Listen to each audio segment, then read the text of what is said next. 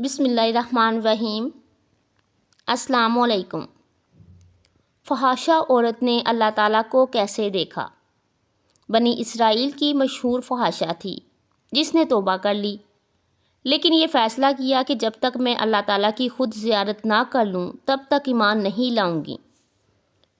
چنانچہ اس نے ایک باریک لباس پہنا کہ جس سے اس کا سینہ واضح ہو، اور پھر بازار چلے گئی۔ ہر دکاندار اس کا سینہ دیکھتا اور کوشش کرتا۔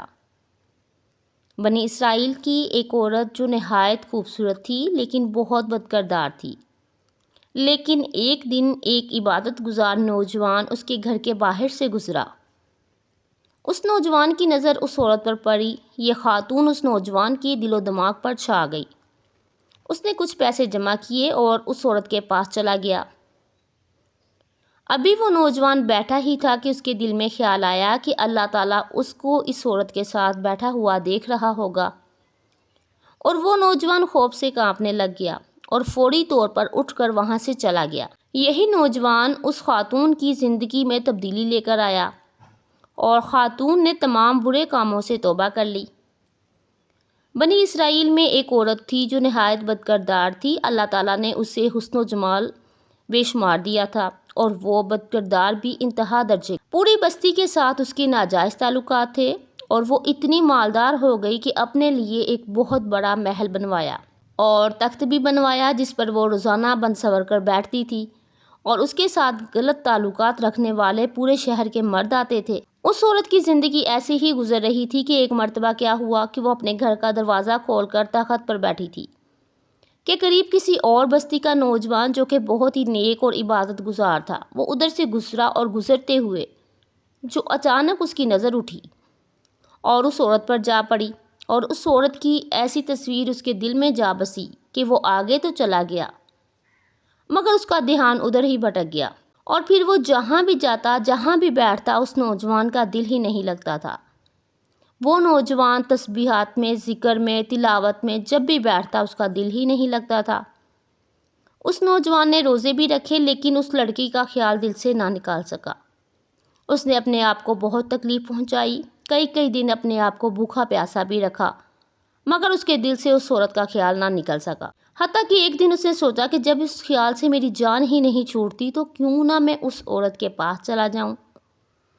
چنانچہ اس نوجوان کے پاس تھوڑا بہت سامان تھا، اس نے اس کو بیچا اور اتنے پیسے تیار کیے جتنے میں وہ بدکردار عورت اپنے پاس آنے کی اجازت دیتی تھی۔ وہ اس عورت کے پاس گیا اور اس کو پیسے دے کر اس کے پاس تخت پر بیٹھ گیا۔ بات چیت کرنے لگ گیا کہ اچانک بات چیت کرنے کے دوران اس کے دل میں یہ خیال آیا کہ میں نے نیکوکاری کے اتنے سال گزارے ہیں، آج میرا اللہ مجھے اس غیر محرم عورت کے ساتھ بیٹھے ہوئے بھی دیکھ رہا ہے۔ بس یہ خیال دل میں آیا تو اللہ کا ڈر دل پر غالب آ گیا، اور اس نوجوان نے کانپنا شروع کر دیا۔ تمہارا چہرہ کیوں پیلا ہو گیا ہے؟ تو اس نوجوان نے کہا کہ میری طبیعت ٹھیک نہیں ہے۔ تو اس عورت نے کہا کہ تم جس مقصد کے لیے آئے ہو وہ مقصد پورا کرو اور جاؤ یہاں سے۔ اس نوجوان نے کہا کہ نہیں۔ وہ عورت بہت حیران ہوئی کہ آج تک میں نے اپنی زندگی میں ایسا مرد نہیں دیکھا جو میرے قریب اس طرح تخت پر آ کر بیٹھے اور پھر برائی کیے بغیر ہی چلا جائے۔ تم کیسے نوجوان ہو؟ مگر اس نوجوان نے کہا کہ یہ جو پیسے میں نے آپ کو دیے ہیں وہ آپ رکھ لیں اور مجھے جانے دو۔ اس عورت نے کہا تم کون ہو اور کیا ہو؟ اس نوجوان نے بتایا کہ میرا نام فلاں ہے اور فلاں بستی کا رہنے والا ہوں، اور میرا دل میں یہ خیال آ رہا ہے کہ میں نے اتنی عمر مصلے پر بیٹھ کر گزار دی ہے، آج میرا اللہ مجھے تیرے ساتھ بھی بیٹھا ہوا دیکھ رہا ہے۔ بس اس کے بعد اس نوجوان کی آنکھوں میں آنسو آ گئے اور وہ وہاں سے چل پڑا۔ اس نوجوان کے جانے کے بعد جو تھوڑی دیر کی صحبت ساتھ بیٹھنے کی اس عورت کو ملی تھی، اس کی برکت سے اس عورت کے دل میں خیال آیا کہ یہ کنوارا نوجوان اللہ تعالیٰ سے اتنا ڈرتا ہے جبکہ اس نے گناہ بھی نہیں کیا، اور میں تو سارا دن اور ساری رات گناہ کرتی رہتی ہوں، میں تو خدا سے ڈرتی بھی نہیں۔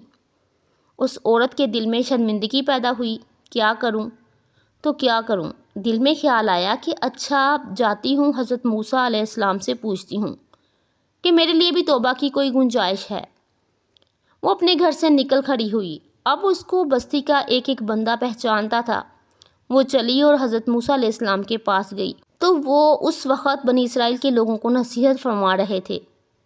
اس نے کسی آدمی کے ذریعے پیغام بھجوایا کہ حضرت موسیٰ علیہ السلام سے جا کر کہو کہ میں ان سے ملنا چاہتی ہوں۔ اس خدا کے بندے نے سب کے سامنے جا کر کہہ دیا کہ حضرت آپ سے فلاں عورت ملنے آئی ہے۔ حضرت موسیٰ علیہ السلام نے اس عورت کا نام سنا تو بہت جلال آیا کہ لوگ کیا سوچتے ہوں گے کہ ایسی عورت ان سے کیوں ملنے آئی ہے، ان کا اس عورت سے کیا تعلق ہے۔ حضرت موسیٰ علیہ السلام نے غصے سے کہا کہ چلی جاؤ یہاں سے، میں اس سے نہیں مل سکتا۔ اس بیوقوف نے آ کر کہا میں نے بات کہی، وہ تو بہت خفا ہو گئے ہیں اور تم سے نہیں ملنا چاہتے۔ وہ عورت ڈر گئی۔ اس نے کہا میری بدکاریاں ایسی ہیں کہ اللہ تو مجھ سے پہلے ہی ناراض ہے، تو اللہ کے نبی بھی مجھ سے بات نہیں کرنا چاہتے، میرے لیے تو دنیا میں اب کوئی ٹھکانہ نہیں۔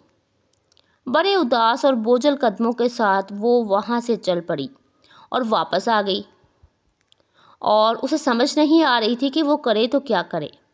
اب وہ حیران تھی کہ اللہ کے نبی نے مجھ سے بات کرنا گوارا نہیں کیا، میں اتنی گری ہوئی چیز تو ہوں، وہ بات کرنا بھی نہیں چاہتے۔ چنانچہ وہ گھر آئی اور گھر کی کنڈی لگائی۔ اس نے اپنے کسی بڑے سے سنا ہوا تھا کہ بندہ جب اپنے رب کو منانا چاہے کہ اس کو چاہیے کہ وہ اس کے سامنے سجدہ کرے۔ چنانچہ اس کو کوئی اور طریقہ سمجھ نہیں آ رہا تھا۔ گھر کی کنڈی لگا کر اس نے ایک جگہ مصلی بچھایا اور اللہ کے سامنے سجدہ کیا۔ اسے پوری دنیا میں کوئی نجات کا راستہ نظر نہیں آ رہا تھا۔ پھر اللہ کی شان دیکھیے، اس عورت نے ساری رات عبادت میں گزاری۔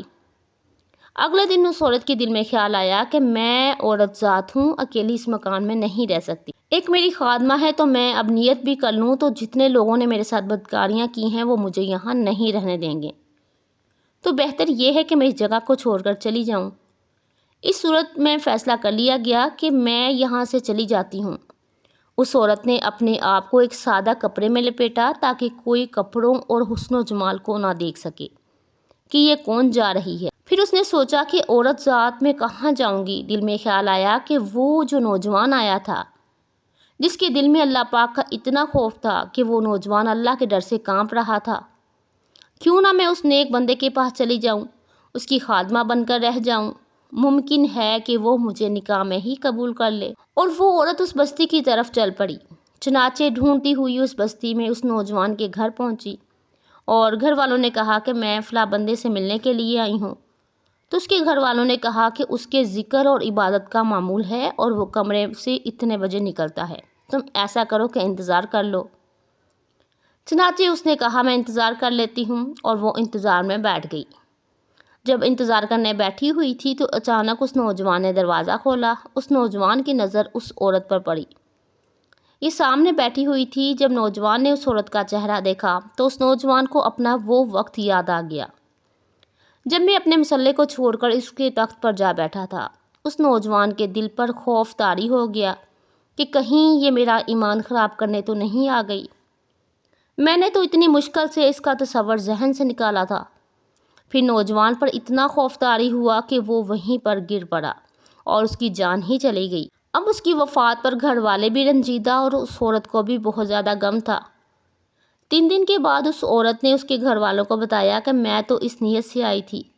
انہوں نے کہا کہ اب تو وہ اس دنیا سے چلا گیا ہے، اس کا ایک بھائی ہے، اگر وہ تمہارے ساتھ نکاح کر لے تو تم اس کے ساتھ نکاح کر لو گے۔ اس عورت نے کہا ٹھیک ہے۔ جب اس کے بھائی کو پتہ چلا تو اس نے کہا ٹھیک ہے، اگر یہ پہلے ایسی عورت رہی ہے اور اب توبہ کی نیت کر چکی ہے تو میں اس کو اپنے نکاح میں قبول کر لوں۔ چنانچہ اس عورت کا اس کے بھائی کے ساتھ نکاح ہو گیا، اور اس عورت کو اللہ پاک نے 7 بیٹے عطا فرمائے، اور 7 بیٹے بنی اسرائیل کے اولیاء میں سے گزرے ہیں۔ ایسے ہی بدکردار عورت بھی توبہ کرتی ہے تو اللہ تعالیٰ اسے 7 ولیوں کی ماں بنا دیتا ہے، اور اب کتنا غفور و رحیم ہے۔ جزاک اللہ۔ اللہ پاک ہمیں نیک اعمال کرنے کی توفیق عطا فرمائے اور ہمارا خاتمہ ایمان پر فرمائے، آمین ثم آمین۔ محترم ناظرین، کمنٹ باکس میں اللہ تعالیٰ کی 99 ناموں میں سے ایک نام ضرور ٹائپ کیجیے گا، ویڈیو کو لائک اور شیئر ضرور کیجیے گا، اور جو میرے چینل پر نئے ہیں وہ میرے چینل کو سبسکرائب کر لیجیے۔ اللہ حافظ۔